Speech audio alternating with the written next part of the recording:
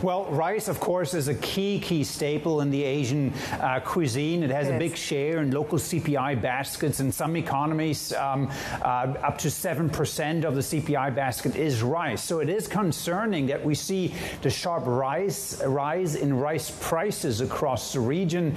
And one of the triggers, of course, is supply disruptions because of erratic weather patterns, but also some of the import-export restrictions, rather, from India, which is the world's largest rice exporter by far. 40% of global rice exports come from India, and any restrictions of those shipments, of course, having spillover effects into Southeast Asian economies. But as far as field, there's other emerging markets across the world that are reliant on food imports.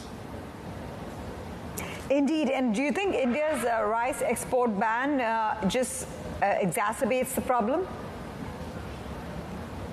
Well, it certainly doesn't help with the world's largest exporters restricting exports. It's, of course, understandable why India would undertake such steps. They have seen very large increases in food prices domestically. Of course, there's a priority to feed the local population first to keep prices from rising. But the unintended side effect here is certainly a spillover into regional markets. And remember that in many economies in Asia, they rely on imports in terms of satisfying domestic consumption. Malaysia, for example, has a very large import content in domestic consumption. The Philippines imports quite a bit. For example, of course, Hong Kong, Singapore not producing a grain themselves.